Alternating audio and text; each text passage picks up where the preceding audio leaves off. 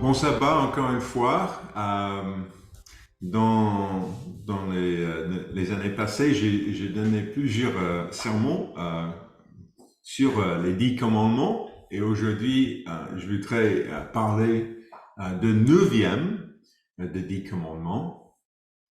S'il y a une question qui est à la source de tant de problèmes aujourd'hui, c'est bien celle de savoir quoi et qui croire. Nous vivons dans un monde de fake news, fausses nouvelles, de déni plausible et de désinformation. Et grâce à la technologie moderne de l'intelligence artificielle, nous pouvons voir des images et regarder les vidéos qui peuvent être complètement fausses ou pas du tout réelles. Nous ne devrions pas prendre pour acquis que nous sommes à l'abri de cette culture de méfiance dans laquelle nous vivons. Ça c'est souvent on croit que ah oui, ça c'est d'autres personnes qui fait les mensonges et pas moi. Mais nous ne devrions pas penser que nous ne sommes que des spectateurs dans l'arène en train de regarder les autres pratiquer leur art trompeur. Vous n'avez pas besoin de vous y reporter, mais vous pouvez noter que Nombre 23, verset 19, Nombre 23, verset 19 dit « Dieu n'est point un homme pour mentir. » Dieu n'est point un homme pour mentir. Cela signifie que par nature, nous mentons. Et nous mentons pour toutes sortes de raisons. Je cherchais sur Google pourquoi les gens mentent et vous trouverez liste après liste et raison après raison. Nous mentons pour nous protéger, nous mentons pour avancer, nous mentons pour contrôler, nous mentons parfois pour aucune raison. Nous entendons parfois quelque chose absurde et nous nous demandons pourquoi est-ce que j'ai dit ça? Mais une fois qu'on l'a dit, on a honte de revenir en arrière et corriger notre mensonge, alors ce qu'on dit reste inchangé.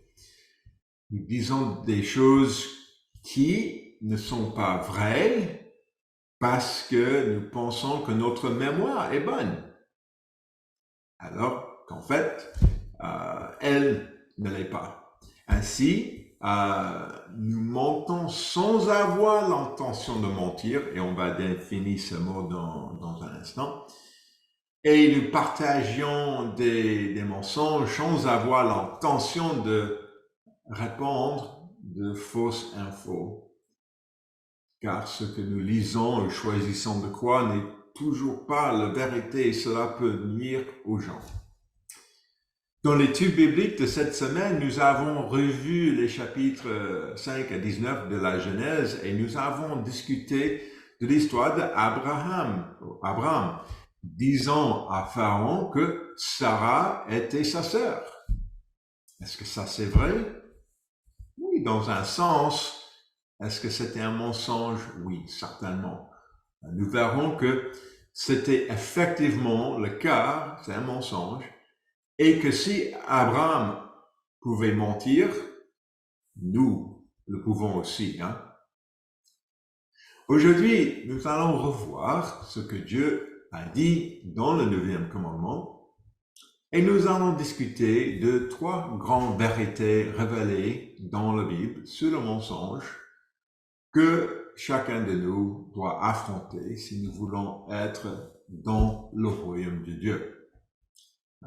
Vous savez, Apocalypse 22, verset 15, encore, c'est pas nécessaire de les reporter, mais compare ceux qui prennent de l'abri, qui prennent l'arbre de vie avec ceux qui rejettent le royaume de Dieu. Ce sont des gens décrits comme ceux qui pratiquent l'art noir de la sorcellerie, les débauchés, les meurtriers, les idolâtres.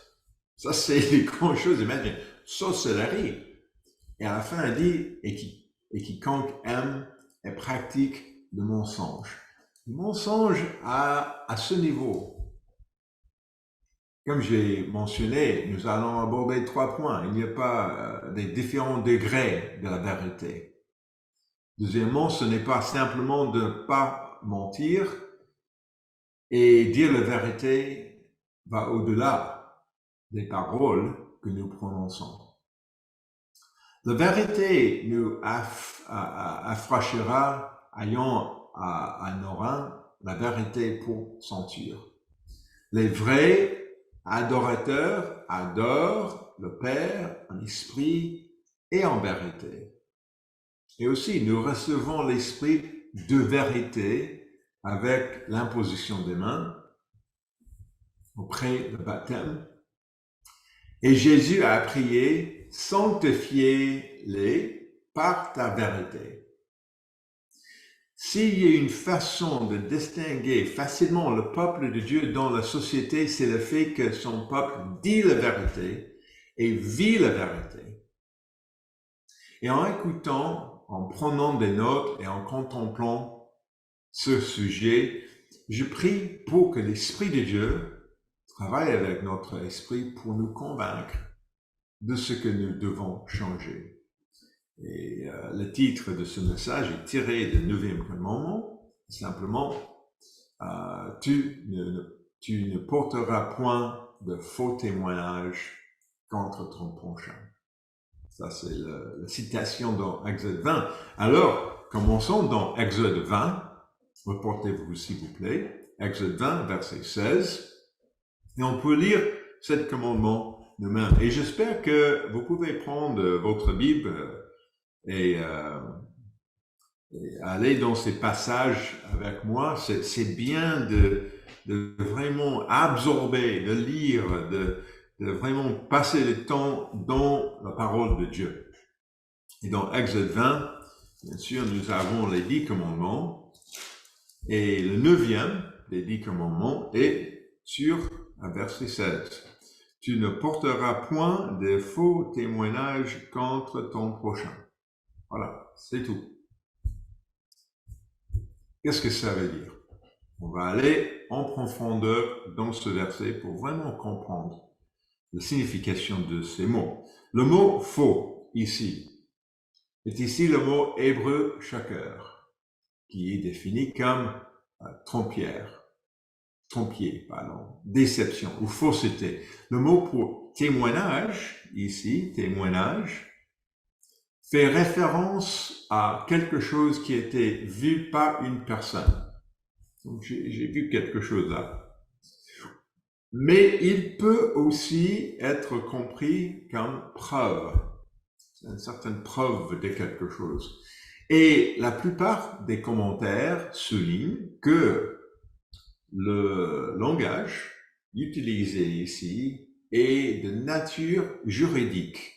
Juridique, comme dans un tribunal. L'intention derrière ce langage est de maintenir une norme de conduite dans tous les aspects de nos relations humaines. Parce que si on voit quelque chose et on dit quelque chose d'autre, ça c'est un faux témoignage et ça corrompt la relation entre les uns et les autres. Et notez aussi que shaker, le mot hébreu, faux, peut se référer à la tromperie qui, comme nous le verrons, provient de l'intention. L'intention est souvent appelée le mensonge. Cependant, il peut aussi simplement faire référence à une fausseté qui est dit sans avoir l'intention de tromper. Donc ça c'est quelque chose d'important de comprendre. Il y a l'intention derrière, souvent c'est un mensonge, qui a l'intention de tromper quelqu'un, mais il y a aussi une fausseté. Il n'y a pas d'intention, mais les deux quand même sera une sorte de mensonge. Et ça applique ici verset 16.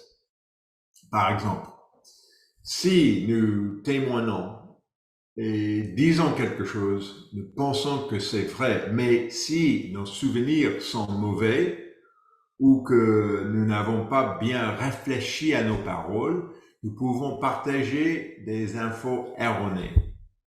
Nous partageons peut-être une fausseté. Cela aussi pourrait être une violation de commandement. En développant le 9e commandement, l'apôtre Paul, dans Romains 13, verset 9, dit que l'observance du 6e à 10e commandement se résume en disant « Tu aimerais ton prochain comme toi-même ». Donc, je crois qu'il serait bien de lire ce passage ensemble. Donc, portez-vous s'il vous plaît à Romains 13, verset 9, pour voir ça. Romains 13, verset 9, parce que ce commandement est répété dans le Nouveau Testament. Romains 13, verset 9,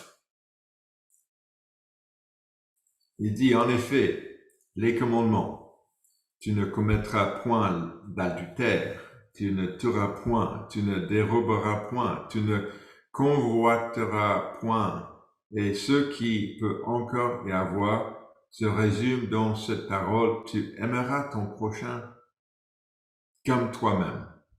Comme toi-même. Ça, c'est pas une énonciation de tous les derniers commandements, le 6 à 10, mais c'est un résumé de la deuxième partie des 10 commandements.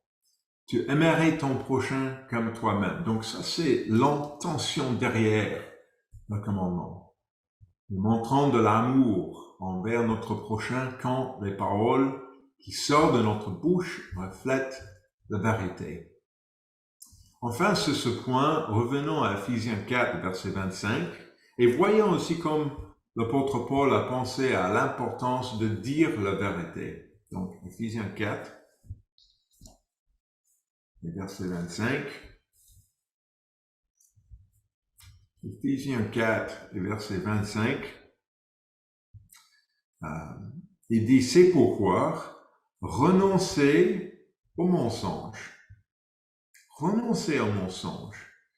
Et que chacun de vous parle selon la vérité à son prochain, car nous sommes membres les uns des autres. Imaginez, il doit répéter le 9e commandement. C'est pour ça qu'il est important de vraiment étudier ce 9e commandement et réaliser que ça applique à nous.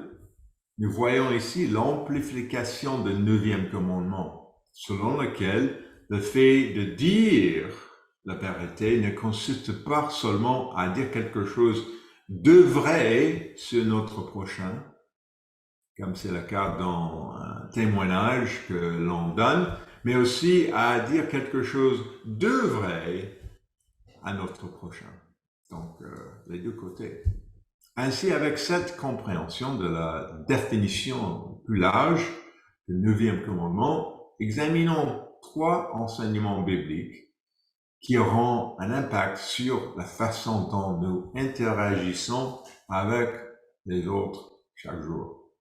Donc, premier point, il n'y a pas différents degrés de vérité.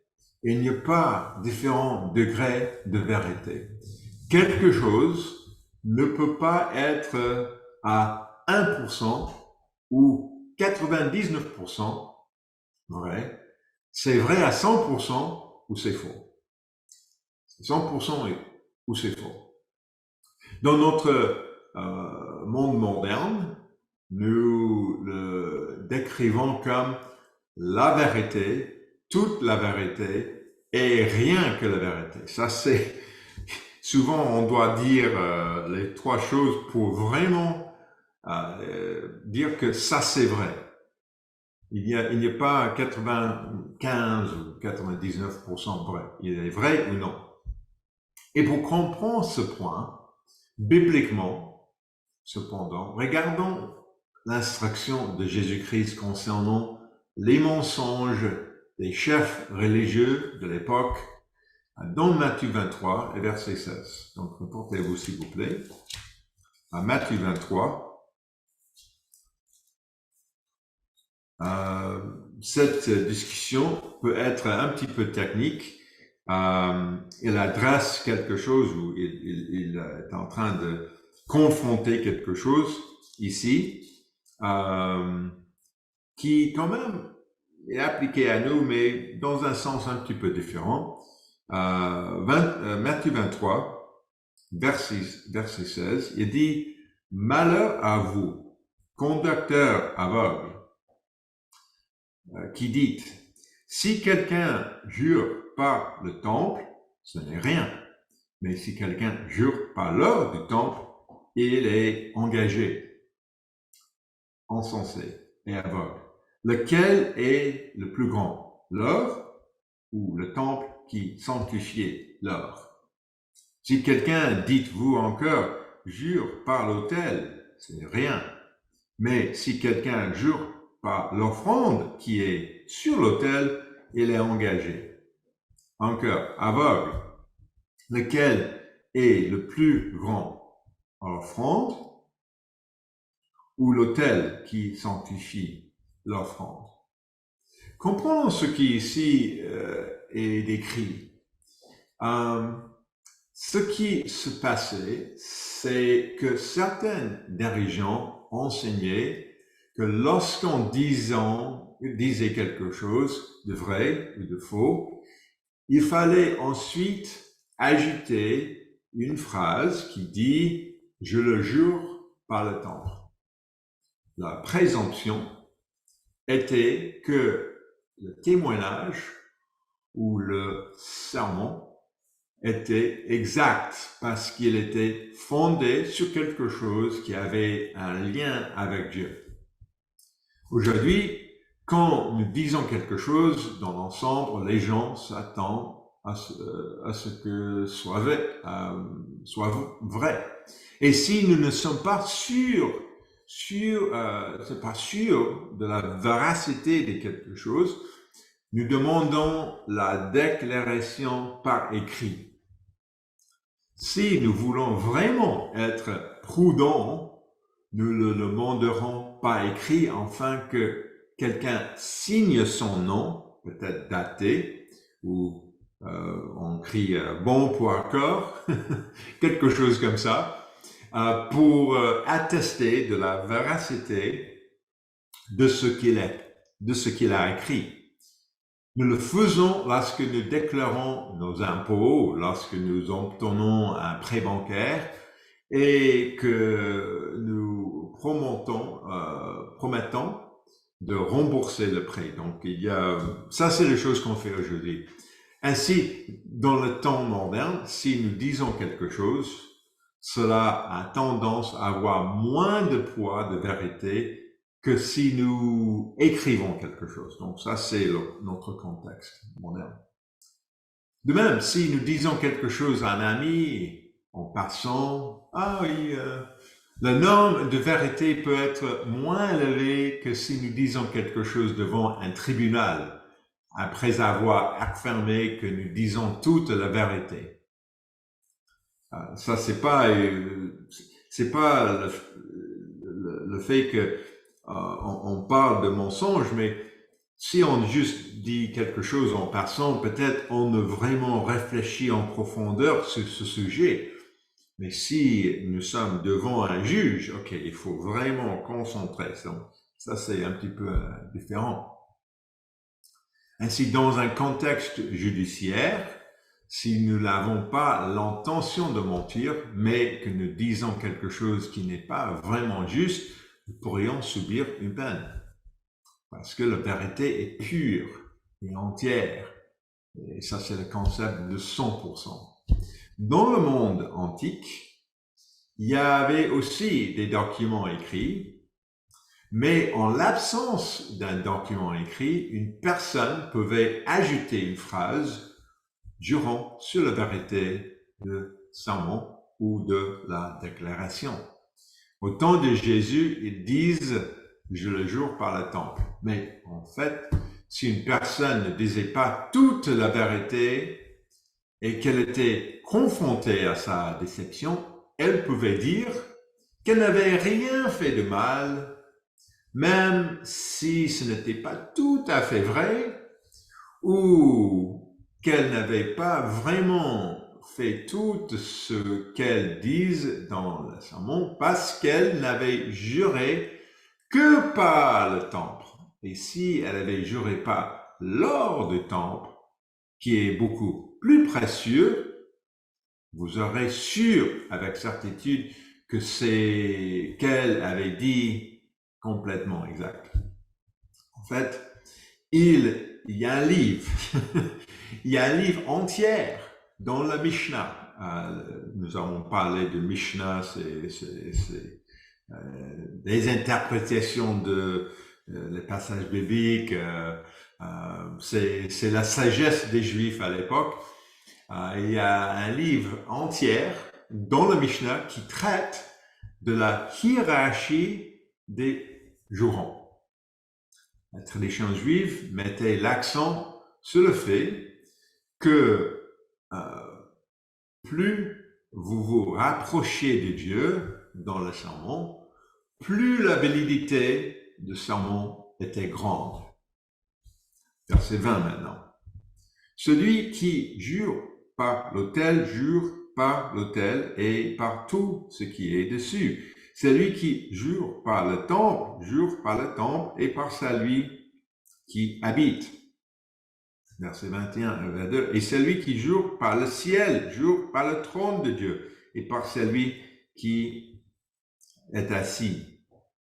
Jésus réfute cette pratique en disant, regardez, peu importe par quoi vous jurez, toutes ces choses ont de la valeur et vous ne pouvez pas réclamer des distinctions de valeur et avoir une hiérarchie de vérité.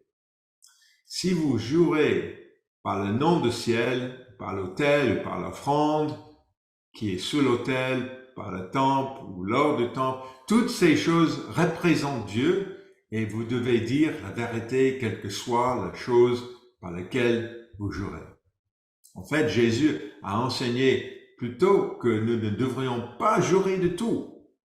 Il ne répète pas cette instruction ici probablement parce qu'il ne s'agissait pas de donner une leçon doctrinelle complète, mais plutôt de souligner l'hypocrisie des pharisiens ici. Donc ça, c'est le contexte de Matthieu 23. Pour voir l'enseignement complet sur les sermons, les jurons et la vérité, veuillez consulter, reportez-vous s'il vous plaît à Matthieu 5. Pardon, Matthieu 5, verset 33. Matthieu 5, versets 33 et 36. Il dit ici, vous avez encore appris qu'il y était dit aux anciens, tu ne te pas jureras, point, mais tu t'acquitteras envers le Seigneur de ce que tu as déclaré par serment. Mais moi, je vous dis de ne jurer aucunement, ni par le ciel, parce que c'est le trône de Dieu, ni par la terre, parce que c'est son marchepied, ni par Jérusalem, parce que c'est la ville du grand roi. Verset 36. Ne jure pas non plus par ta tête, car tu ne peux rendre blanc ou noir un seul cheveu. Voilà. Jésus a donc enseigné que nous ne devrions pas jurer de tout. Oui, ça c'est l'enseignement. Lisons maintenant verset 37. Que votre parole soit oui, oui, non, non. Ce qu'on y ajoute vient de malin. Sur la base de ces versets, l'Église de Dieu enseigne que nous ne devons pas prêter serment. Nous pouvons affirmer ou simplement dire que nous dirons toute la vérité. Donc, permettez-moi de revenir à la question. il n'y a pas de déclaration vraie à 99%. Il n'y a qu'une déclaration vraie et une déclaration fausse. Et Jésus a dit que notre oui devait être oui et notre non devait être non. Voilà, ça c'est le premier point, ce qui nous amène au deuxième point. Dire la vérité, ce n'est pas simplement de ne pas mentir. Qu'est-ce que ça veut dire? Dire la vérité, ce n'est pas simplement ne pas mentir. Laisse-moi citer quelque chose d'un site web qui s'appelait philologue.fr. Philologue.fr, dans un article intitulé « Y a-t-il des mensonges naissants ?» Y a-t-il des mensonges naissants? Et dans cet article, le professeur de philosophie Simone Manon discute du fait en général, le mensonge exige une intention de tromper. Une intention de tromper. Donc, ça c'est le mensonge exige une intention de tromper. Ce qui veut dire que pour qu'il y ait un mensonge, il doit y avoir une intention de tromper. S'il n'y a aucune intention de tromper, ce n'est pas un mensonge, mais une fausseté ou une désinformation. La personne n'avait pas l'intention de tromper, mais elle a créé de la confusion par ses fausses déclarations. Et c'est là que nous trébuchons, parce que nous pouvons dire quelque chose sans avoir l'intention de tromper, mais c'est peut-être quand même une fausse déclaration. Et dire la vérité est l'intention plus large du 9e commandement. Nous devrions toujours dire la vérité. Jésus-Christ, se décrivant lui-même, dit « Je suis le chemin, la vérité et la vie ». Jésus-Christ, quand il dit quelque chose, il ne dit pas les choses un peu vraies ou à moitié vraies. Il va jusqu'à la vérité totale. Quand il promet de reviendra ou qu'il guérira, il va le faire. Il n'y a aucun risque qu'il revienne plus tard et dise « Eh bien, j'avais bien intention de le faire, mais j'étais vraiment coincé ici au 3e ciel. Il y a eu récemment une grande demande de guérison, donc je n'ai pas encore pu y arriver et je reviendrai vers vous plus tard. » Non. On peut compter sur Jésus pour dire toute la vérité tout le temps. Et il attend de son Église qu'elle suive son exemple. Reportez-vous à 1 Timothée 3, verset 15, s'il vous plaît. 1 Timothée 3, verset 15.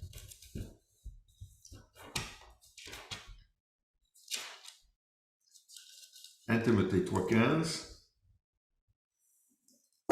Et voyons comment Paul décrit l'idée plus large de la vérité. 1 Timothée 3, 15. « Mais si je tarde, tu sauras comment il faut se conduire dans la maison de Dieu, qui est l'Église de Dieu vivant, la colonne et l'appui de la vérité. » La colonne et l'appui sont une référence à ce qui soutient la structure de l'Église, sa fondation, sa structure de soutien. C'est de là que nous tenons l'idée d'intégrité. Qu'est-ce que ça veut dire? Qu'est-ce que ça veut dire, l'intégrité? L'intégrité d'une structure témoin de son intégrité et de sa force. Ainsi, la force structurelle de l'Église est basée sur la vérité de la parole de Dieu. Et bien sûr de Jésus-Christ. Souvent, quand nous rencontrons une autre personne dans la foi, nous pouvons lui demander quand elle est venue à la connaissance de la vérité, n'est-ce pas? La vérité de l'écriture, de la Bible. Jésus-Christ est donc la vérité de l'Église, la vérité, et l'Église qu'il a fondée est soutenue par la vérité et les membres doivent collectivement dire la vérité. Et voyons cela explicitement énoncé dans Éphésiens 4 et verset 15. Éphésiens 4 et verset 15. Ça c'est tout, il y a toute une idée qui est exprimée ici dans Éphésiens 4 verset 15. Éphésiens 4 verset 15, il dit, mais en professant la vérité dans l'amour, nous croîtrons à tout égard en celui qui est le chef Christ. La vérité dans l'amour. Cela signifie que lorsque nous ouvrons la bouche, nous devons dire la vérité. Comme on le dit souvent, réfléchir avant de parler. Si nous ne réfléchissons pas à nos mots avant d'ouvrir la bouche, nous pouvons involontairement partager de fausses infos ou des déclarations fausses sans nous en rendre compte. Ou nous pouvons partager la vérité, mais d'une manière méchante ou peu aimante. Ça, c'est l'idée avec la vérité dans l'amour. Permettez-moi de vous donner un exemple. Cela arrive tout le temps avec notre mémoire.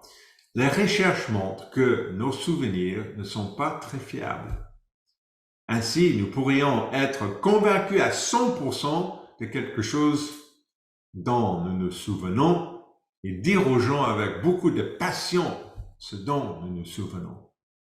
Nous ne mentons pas parce qu'il n'y a aucune intention de tromper, mais nous ne disons pas la vérité. Lorsque nous parlons de passé ou de ce que nous nous rappelons des événements, il est important de reconnaître nos propres lacunes et de ne pas enfermer les choses de façon très dogmatique parce que les gens peuvent avoir un rappel différent. Cela est normal, mais cela peut être très frustrant et nous pousser à nous accuser les uns les autres. Nous pouvons simplement dire, du moins, c'est ce que je me souviens. Mais je sais que je pourrais avoir tort. Ça, c'est important Ma femme et moi avons de temps en temps des conversations sur les événements passés, ce que j'ai fait, ce qu'elle a fait, et ce qu'elle a dit et comment j'ai réagi. Et si vous êtes marié, vous me suivez probablement. Cela peut être frustrant parce que nous disons tous les deux des choses pensant que c'est la vérité, mais nous ne pouvons pas tous les deux avoir raison.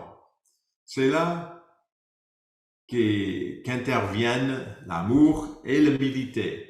Et il faut avoir la même chose entre nous. On n'a pas besoin d'accuser quelqu'un de mentir quand on voit très bien qu'ils n'ont pas l'intention de mentir.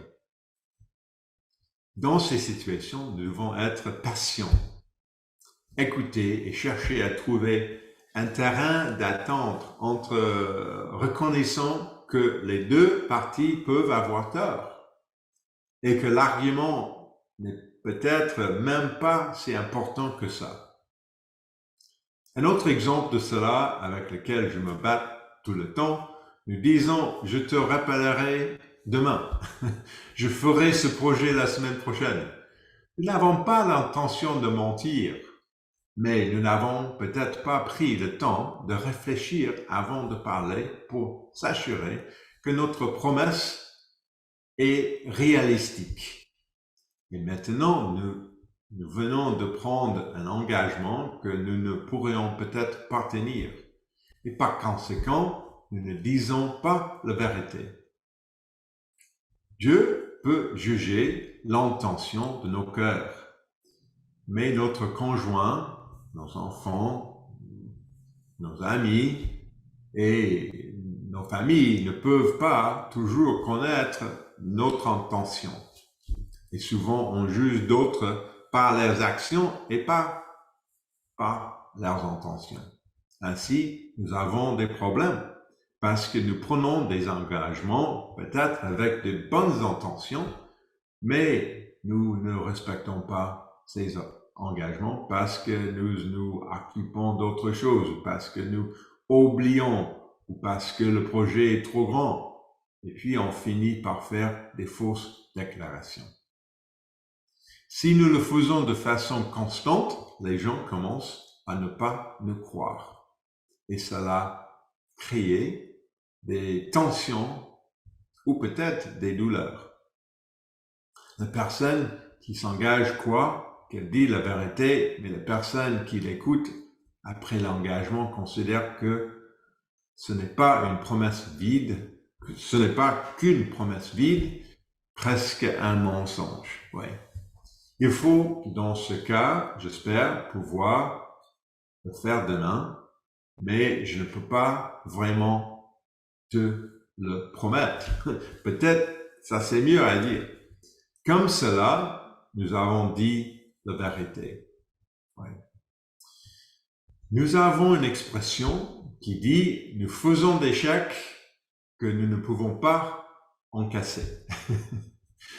Il faut éviter ça. Nous devons dire la vérité dans l'amour. Nous ne frappons pas les gens sur la tête avec la vérité non plus. La vérité découle du prince de notre salut.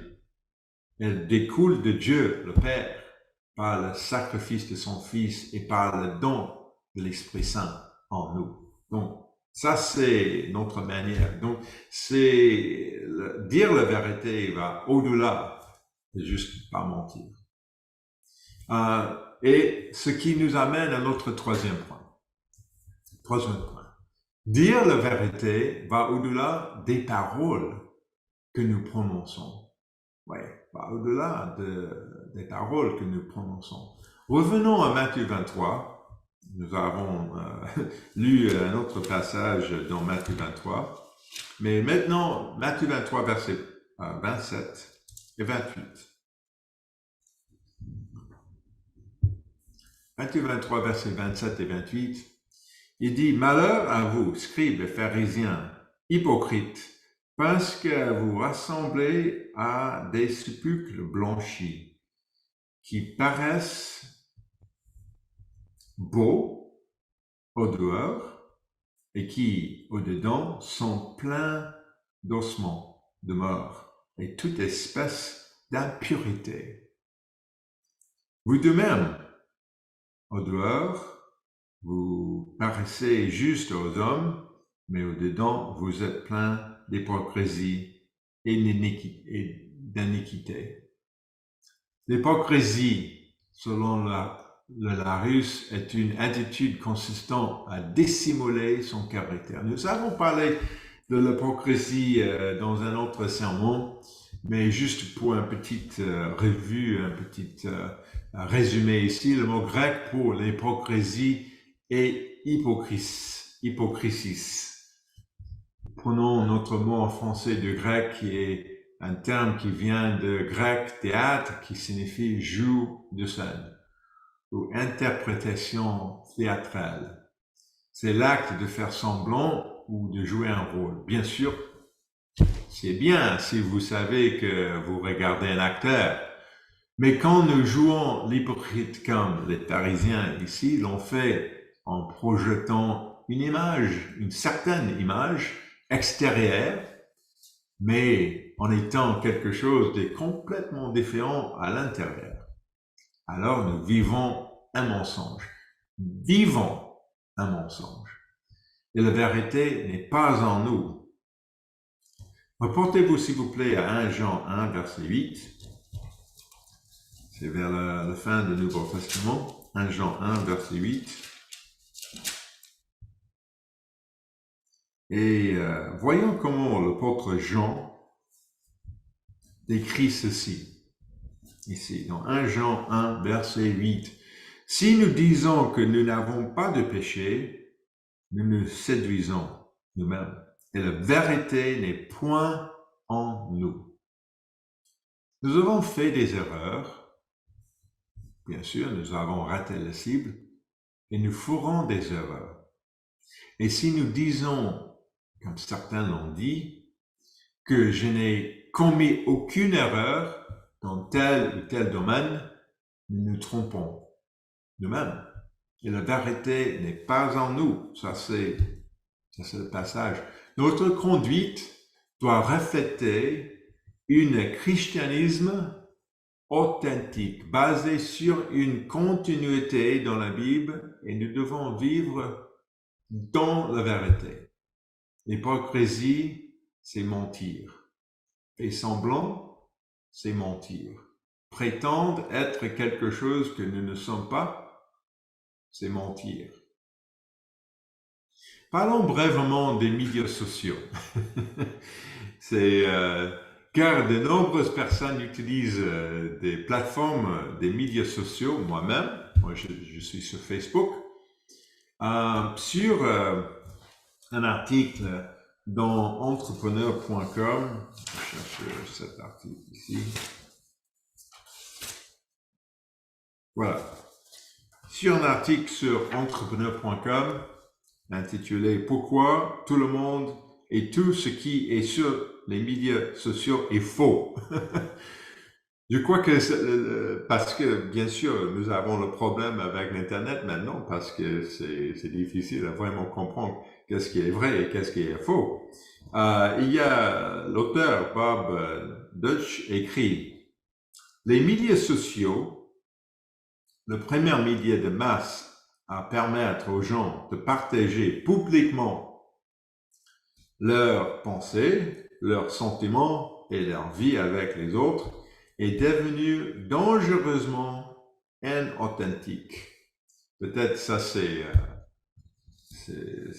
très clair maintenant, mais je crois qu'il est important de citer cet article ici. Avec le cri d'alarme concernant les fake news, la recrudescence des robots Internet, des bots, des faux abonnés, des trolls, il est difficile de savoir à qui et à quoi faire confiance.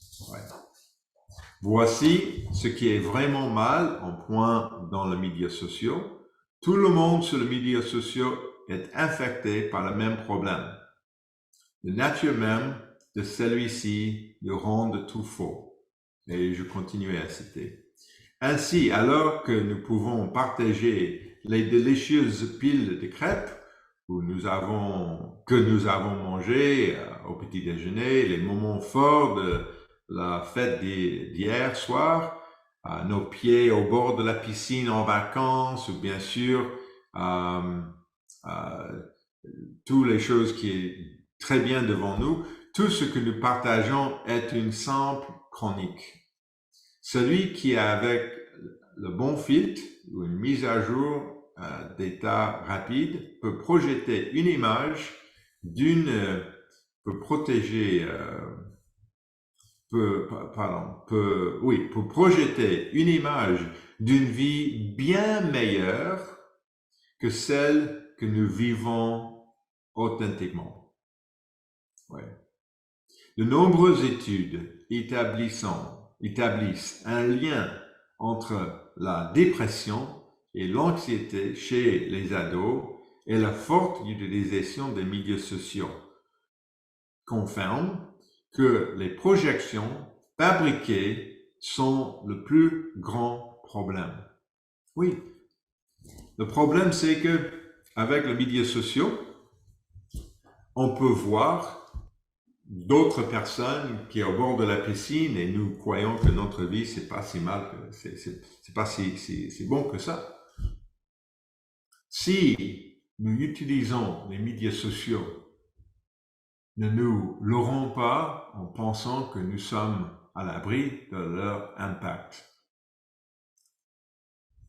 Ça c'est quelque chose à considérer dans notre vie moderne. Mais reportez-vous à Acte 4, verset 32.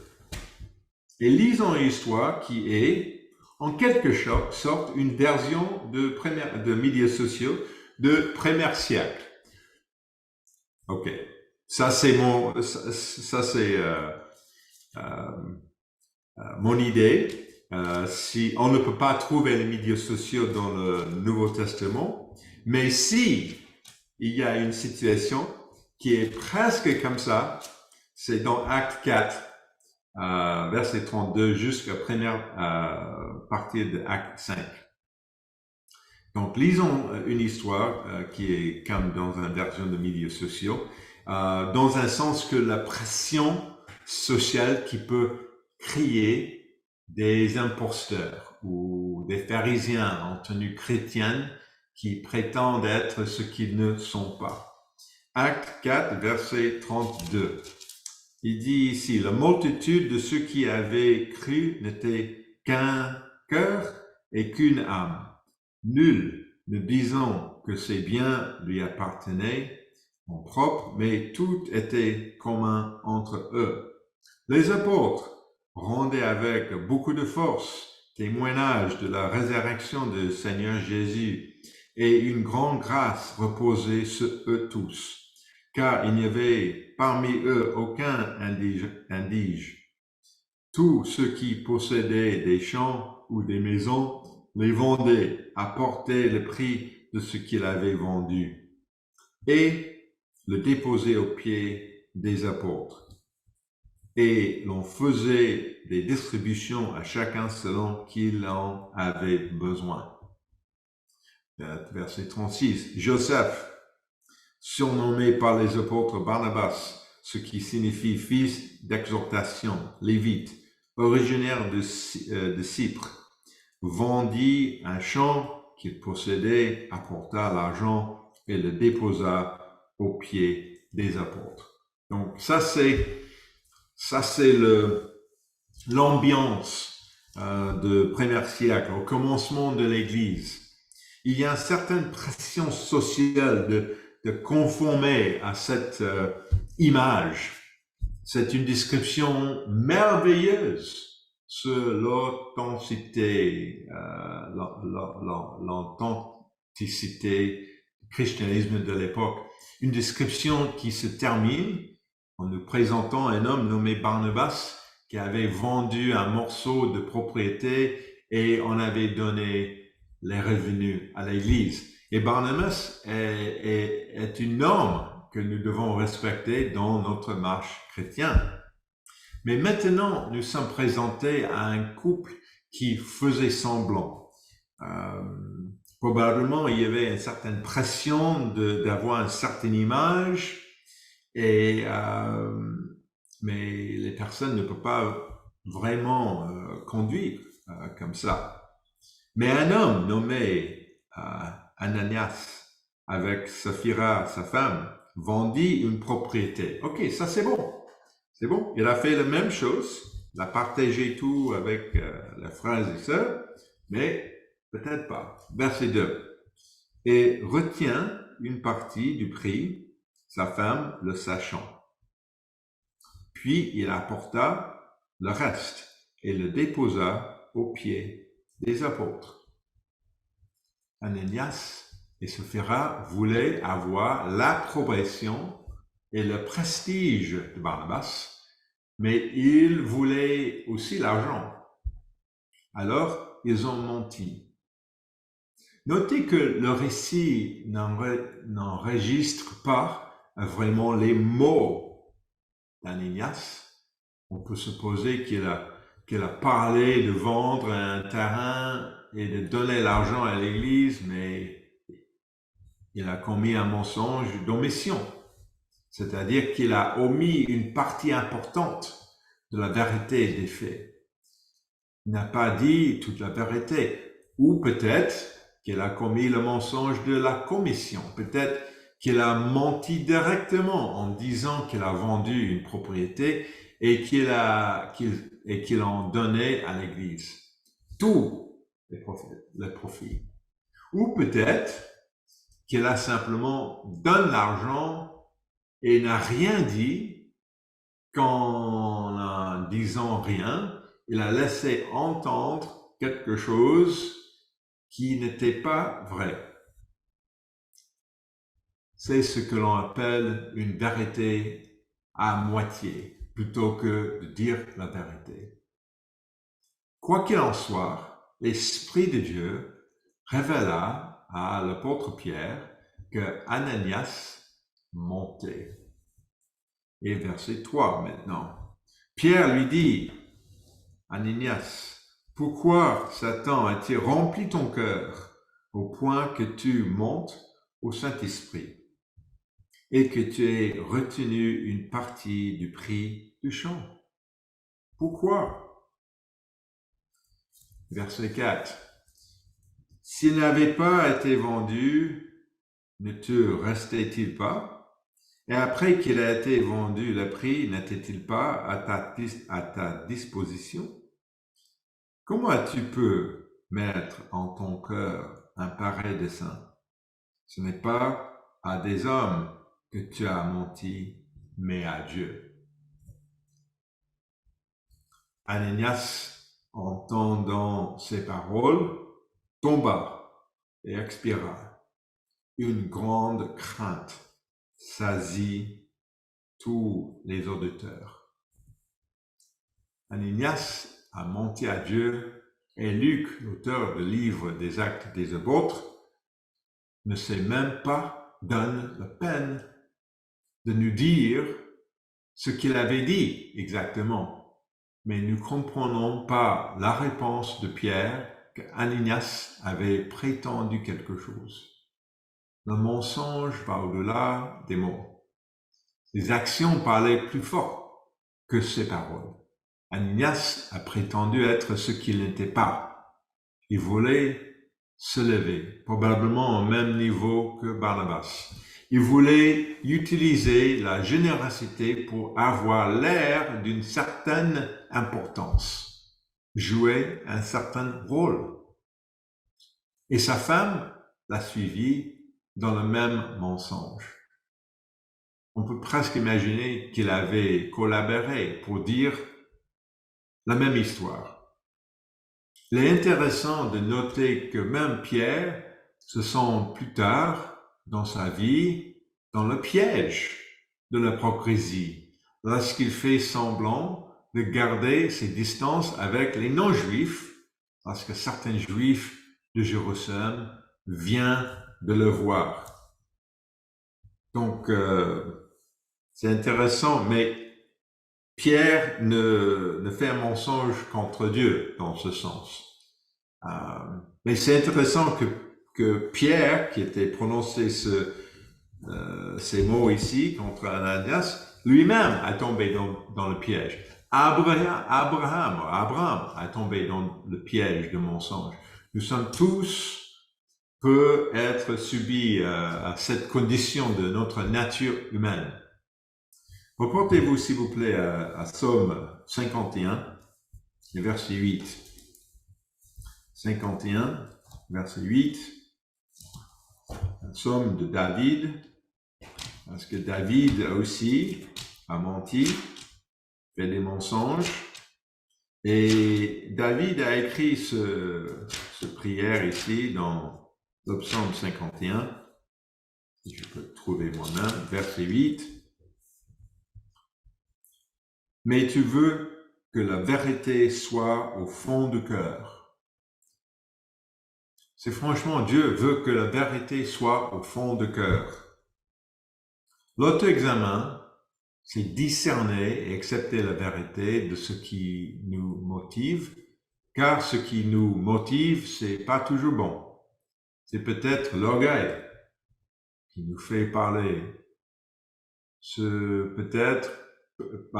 peut être le désir d'être plus apprécié ou de recevoir une promotion,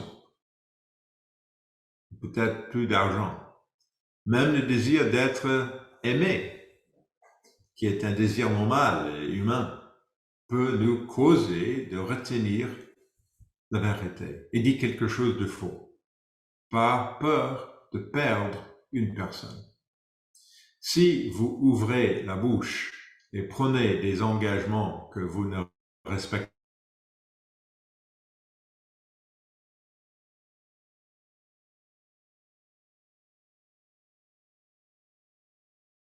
pas, c'est dire enraciné de vérité. Proverbe 12 et verset 22 dit les lèvres fausses sont une horreur à l'Éternel, mais ceux qui agissent avec vérité vérité lui sont agréables. Quel monde meilleur ce sera dans le monde à venir?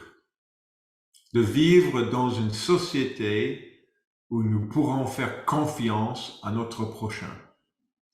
Soyons ce voisin en qui les gens peuvent avoir confiance. Examinons nos cœurs, nos intentions et nos comportements et soyons les personnes dans lesquelles Dieu se réjouit. Soyons des gens de vérité.